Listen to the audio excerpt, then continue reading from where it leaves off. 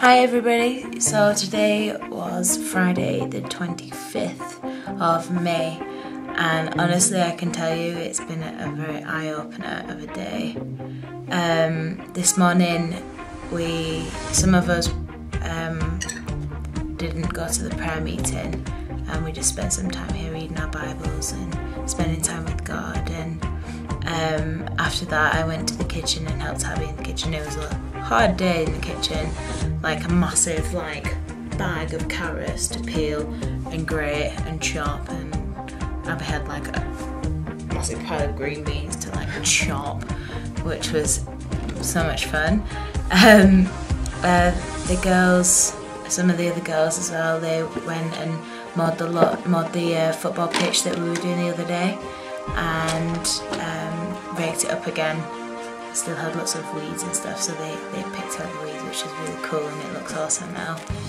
This afternoon has been amazing.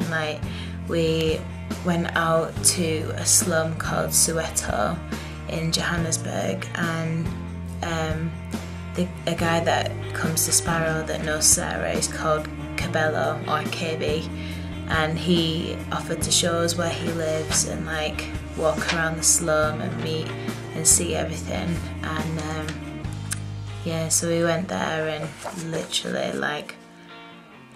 walking out of there I couldn't say anything but wow, it's unbelievable how these people live.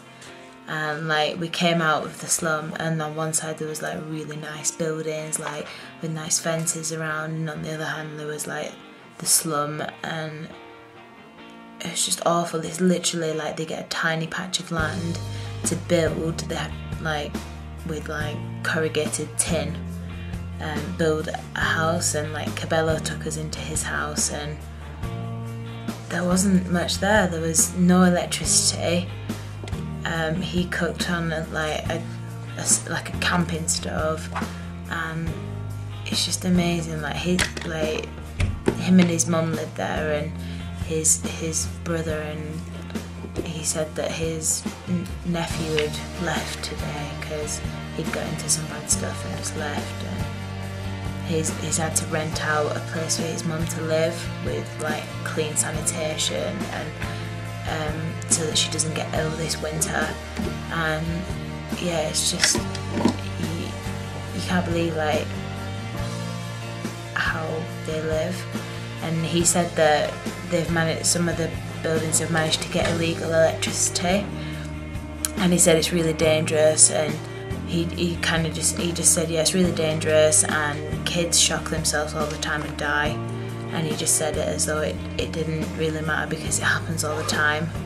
And as well, as we were there, a car drove through with a coffin. It was Cabela said that somebody had died and they were taking his body back to the house, and it was really weird, just taking it back to this tiny it was quite awkward, but taking it back to a tiny house for them to just have this dead body in a coffin, but still in a tiny house. You could barely fit 7 of us in just the kitchen area. It's just, and as well some of them have their own portaloos, but some of them are just communal, and the smell, there's enough, no, it was horrible. It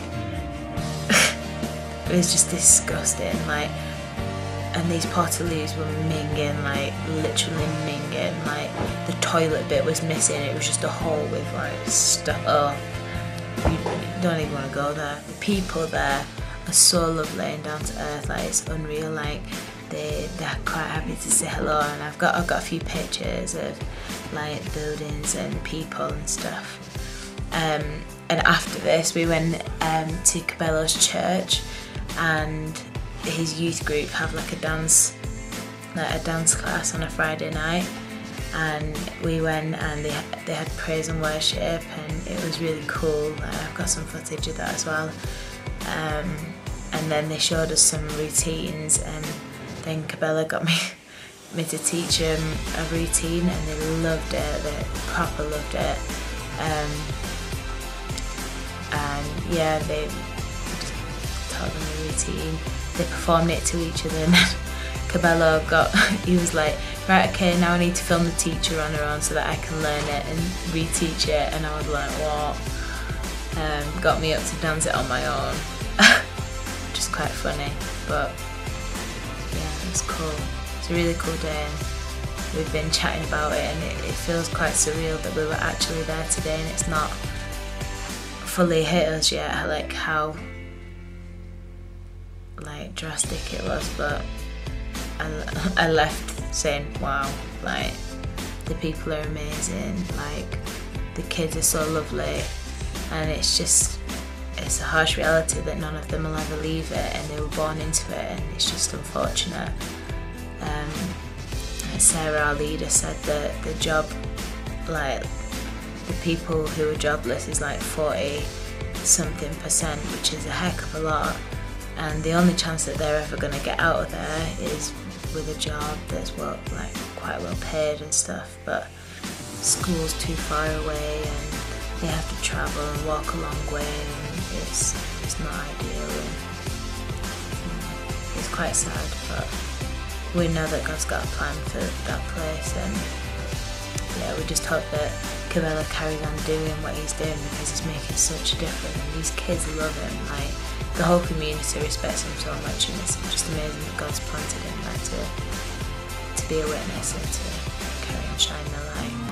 But anyway, we're about to go to bed because we're all pretty tired after today.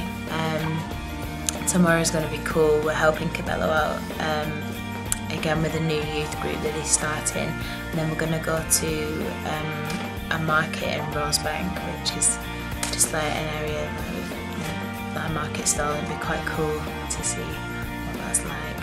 So for now, bye.